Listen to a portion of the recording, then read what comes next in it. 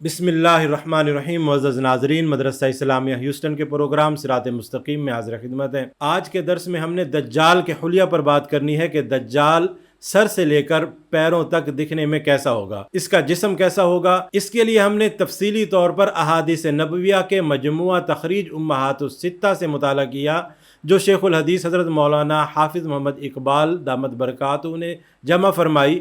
इस मजमुआ अहादीस की रोशनी में हम तफसीलन बयान करेंगे कि दज्जाल कैसा होगा। नाज़रीन, दज्जाल एक ऐसा फितना है जिसके बारे में बताया गया है कि कायनात के क़याम से लेकर क़यामत तक का सबसे बड़ा फितना जो होगा वो फितना दज्जाल होगा। और हदीस नबवी में आता है कि मा बुइसा नबियुन इल्ला अंज़रा उम्मतहुल अअवरल कज़्ज़ाब, कि जो नबी भी मबऊस किए गए उन्होंने अपनी कौम को काने झूठे दज्जाल से डराया। अब सबसे पहले हम बात करेंगे कि दज्जाल की आंख कैसे होगी, क्योंकि सबसे ज्यादा बात जो की जाती है वो आंख पर की जाती है और आम तौर पर दज्जाल की आंख पेशानी पर दिखाई जाती है, जबकि दज्जाल की आंख पेशानी पर नहीं होगी बल्कि अपनी जगह पर होगी। पेशानी पर आंख वाली बात एक अफसाना है, इसकी कोई हकीकत नहीं है। इस पर दलील हम ये देंगे कि अन्ना नबी सल्लल्लाहु अलैहि वसल्लम क़ाल मकतूबुम बैन ऐनैहि काफिरुन। रसूलुल्लाह सल्लल्लाहु अलैहि वसल्लम ने इरशाद फरमाया, दज्जाल की दोनों आंखों के दरमियान में लफ्ज काफिर लिखा होगा। तो अब हर बंदा जानता है कि जब लफ्ज बैन ऐनैहि आ गया तो जाहिर हुआ कि दोनों आंखों का जिक्र है, और जो लिखा जाएगा काफिर वो ऊपर पेशानी पर दोनों आंखों के दरमियान में होगा। अब दोनों आंखों की कैफियत क्या है? दोनों आंखें दज्जाल की ऐब शुदा हैं। पहली आंख जो दज्जाल की बयान की गई वो ये कि वो मसख शुदा होगी, उसमें बेनाई नहीं होगी। दूसरी आंख जो उसकी होगी उसमें बेनाई तो होगी लेकिन वो भी ऐबदार होगी, नॉर्मल आंख नहीं होगी। वो ऐसे होगी कि जैसे कि एक उभरा हुआ अंगूर का दाना। नाज़रीन, सबसे पहले हम मसख शुदा आंख की वजाहत करते हैं कि आन हुज़ैफा बिन उसैद अल-ग़िफ़ारी रज़ियल्लाहु ताला अन्हु अन्ना नबी सल्लल्लाहु अलैहि वसल्लम क़ाल इन्न दज्जाल ममसूहुल ऐनी अलैहा ज़फ़रतुन ग़लीज़ा, कि दज्जाल जो है वो ममसूहुल ऐन होगा, यानी उसकी आंख मिटी हुई होगी। और कैसी मिटी होगी? मतमूसतुन तमामन, मुकम्मल तौर पर, व अलैहा लहमतुन गलीज़तुन, उस पर गोश्त का एक टुकड़ा यानी एक गिल्टी की सूरत में चढ़ा हुआ होगा। मुल्ला अली कारी रहमतुल्लाह अलैह फरमाते हैं कि ज़फ़रतुन से मुराद है लहमतुन गलीज़ा औ जिल्दतुन अलल ऐनिल ममसूहा, कि वो एक गोश्त का लोथड़ा होगा या गिल्टी बन चुका होगा। नाज़रीन, ममसूह कहते हैं उस चीज को कि जिसको मिटा दिया गया हो, जैसे कुरान पाक में एक जगह पर आता है वलौ नशाउ लतमसना अला अयुनिहिम, अगर हम चाहते तो उनकी आंखें मिटा देते, जिसको तमस भी कहा जाता है। नाज़रीन, यहाँ दूसरी वजाहत जो होगी वो ये कि जो उसकी दूसरी आंख होगी उसके बारे में वहान अब्दुल्लाह इब्न उमर रज़ियल्लाहु ताला अन्हुमा अन्ना नबी सल्लल्लाहु अलैहि वसल्लम क़ाल अअवरुल ऐनिल युमना कअन्नहा इनबतुन ताफिया, उसकी दूसरी आंख ऐसे होगी कि जैसे उभरा हुआ अंगूर का दाना।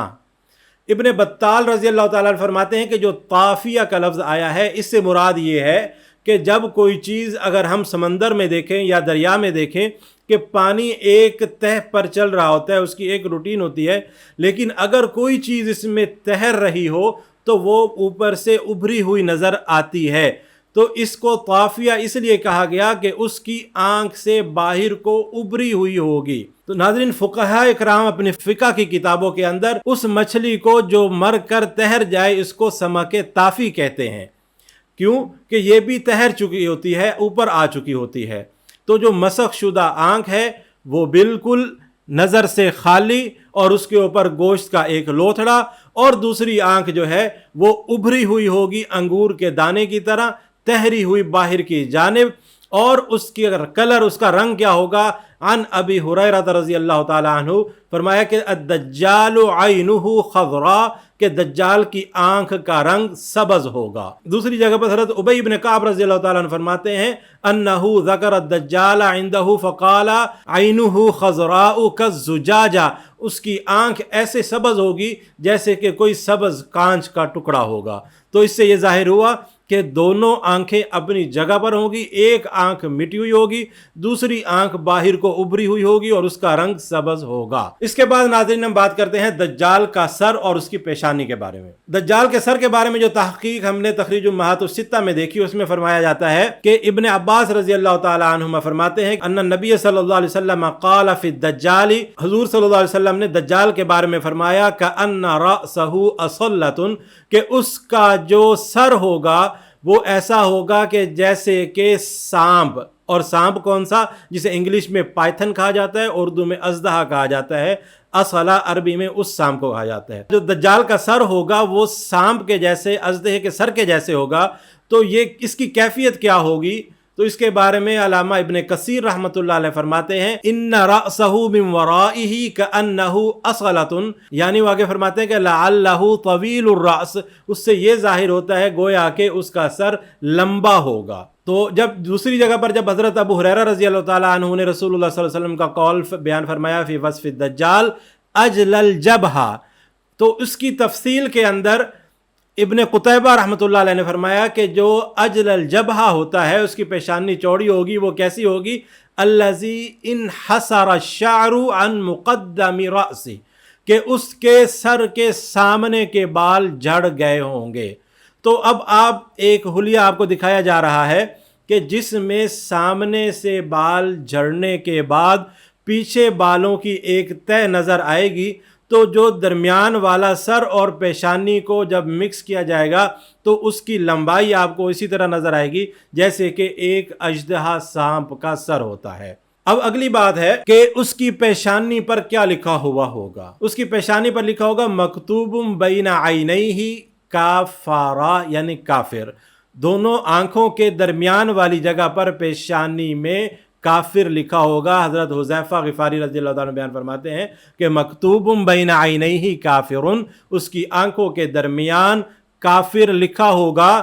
اور آگے اس میں تھوڑی سی آپ کو میں وضاحت کرتا چلوں، یقرأہ کل مؤمن کاتب و غیر کاتب، کہ اس کی آنکھوں کے درمیان جو لفظ کافر لکھا ہوگا اسے ہر مومن پڑھ سکے گا، چاہے وہ پڑھا لکھا ہو یا ان پڑھ ہو۔ تو علامہ کرمانی رحمۃ اللہ تعالی نے فرمایا وہ اس لیے اشارہ ہوگا کہ یہ دجال کفر کی طرف بلاتا ہے، لہٰذا مومن پڑھا لکھا یا ان پڑھ اس لکھے ہوئے کو دیکھ کر اس کے شر سے بچ جاؤ، یہ گویا کہ ایک تنبیہ ہوگی جو اس کے نشانی کے طور پر لکھی جائے گی۔ اب ناظرین دجال کے بال کیسے ہوں گے؟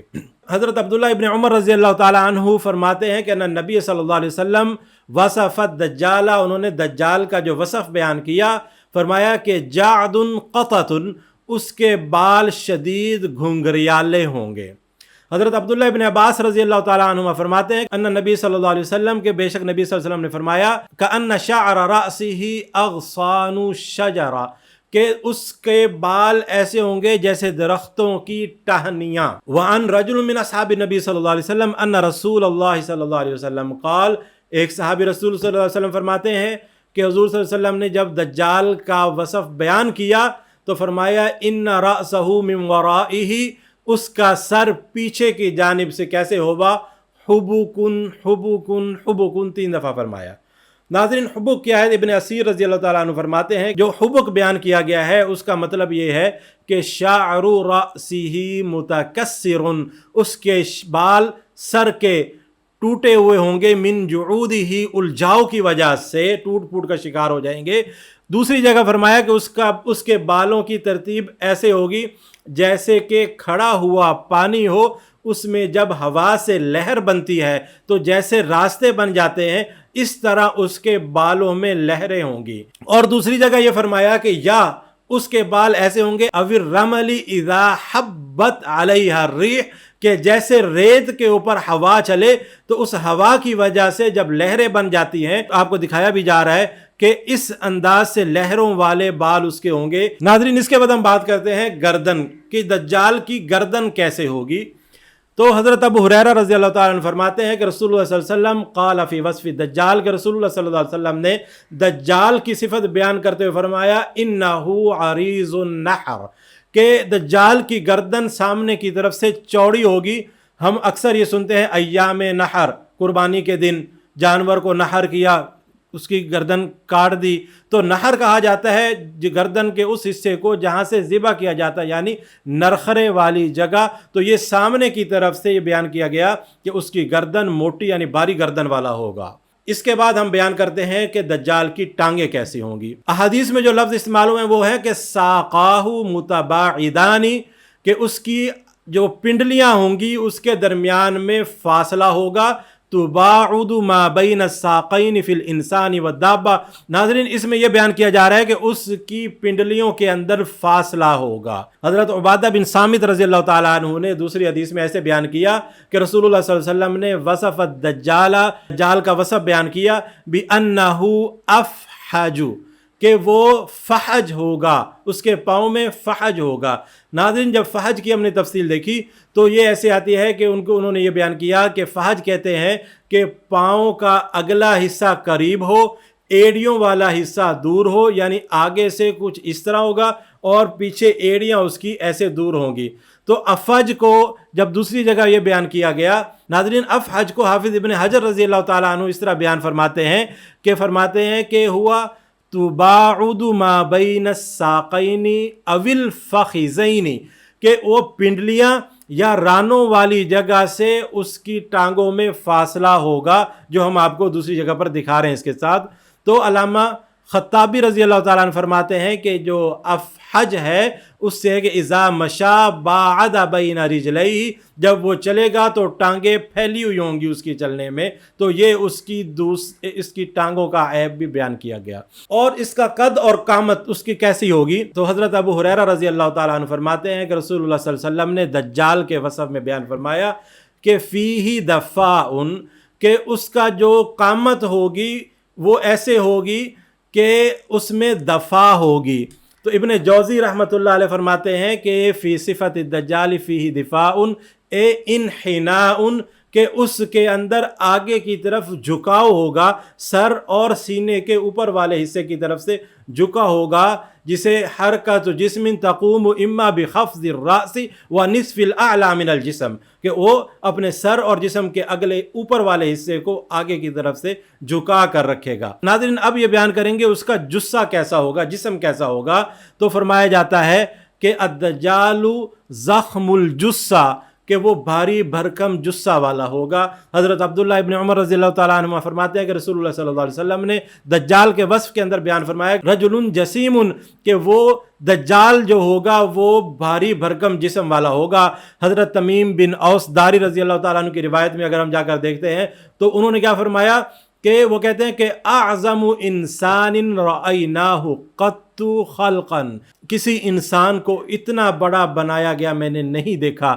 تو علامہ کرمانی رحمۃ اللہ علیہ فرماتے ہیں کہ فَإِذَا فِيهِ أَعْظَمُ إِنسَانٍ، یعنی فی الجثہ، یعنی جسم کے اعتبار سے بہت بڑا، مَا رَأَيْنَاهَا، ہم نے اس کو کبھی نہیں دیکھا اس جیسا، اعظم بڑا، قط خلقن، کہ کبھی اس جیسی تخلیق شدہ بڑا آدمی ہم نے کبھی نہیں دیکھا. ناظرین یہ تھا دجال کا جثہ. اب آگے چلتے ہیں کہ دجال کا رنگ کیسا ہوگا.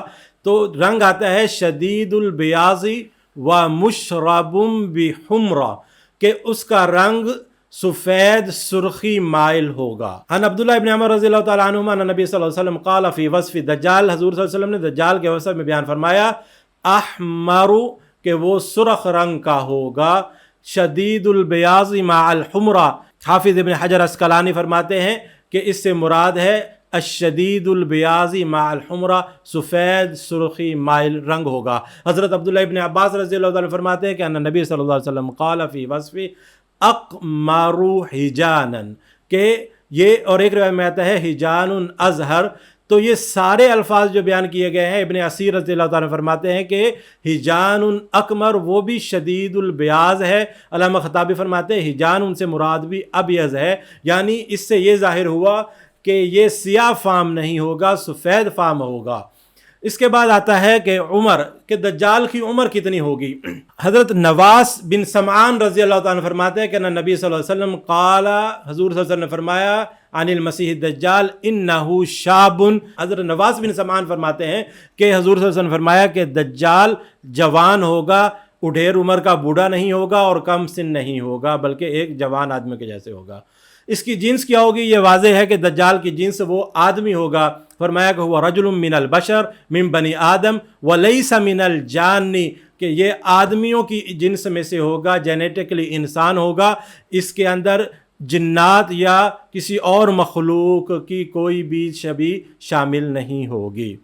ناظرین اس کے بعد بیان کریں گے کہ دجال کی مدت قیام دنیا میں کیا ہوگی، تو اسی کو حضرت نواس بن سمان رضی اللہ تعالیٰ عنہ فرماتے ہیں کہ رسول اللہ صلی اللہ علیہ وسلم نے فرمایا وَمَا لُبْسُهُ فِي الْأَرْضِ، کہ اس کا دنیا میں ٹھہرنا کتنا ہوگا؟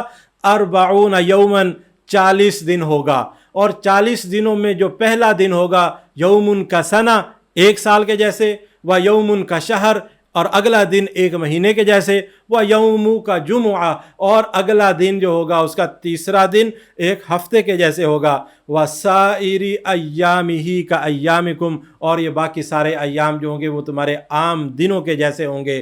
اب اس میں جو ہے وہ سوال کیا صحابی نے کہ یا رسول اللہ جب اتنا بڑا دن ہوگا 1 سال کی بقدر، تو اس میں ہم نمازیں کیسے پڑھیں گے؟ تو رسول اللہ صلی اللہ علیہ وسلم نے فرمایا کہ تحری کر لینا، کہ اپنے وقت کو مقرر کرتے ہوئے اپنی نمازیں ادا کر لینا۔ اب آگے چلتے ہیں کہ 40 دن کے اندر یہ فتنہ تکمیل کو پہنچے گا، تو 40ویں دن حضرت عیسیٰ علیہ السلام اس کو قتل کریں گے۔ علامہ ابن کثیر رحمۃ اللہ فرماتے ہیں کہ اس کے یہ سارے دن جو ہیں یہ برابر ہوں گے، اس طرح کہ 1 سال 6 ماہ اور 15 دن، اس اعتبار سے وہ 40 دن کی لمبائی 555 دنوں کے برابر ہوگی۔ ناظرین آج کی ویڈیو میں ہم نے دجال کے حلیہ پر تفصیلی بات کی ہے، امید کرتے ہیں کہ اس میں کوئی بات تفصیل طلب نہیں رہی، تاہم مزید اگر آپ کوئی بات جاننی چاہیں یا حوالہ جات جاننا چاہیں جو ہم نے بیان کیے، تو آپ مدرسہ اسلامیہ ہیوسٹن میں شیخ حافظ محمد اقبال دامت برکاتہ سے رابطہ کر سکتے ہیں، یا ہمارے دیے گئے نمبرز پر ہم سے رابطہ کر سکتے ہیں۔ وآخر دعوانا ان الحمد للہ رب العالمین۔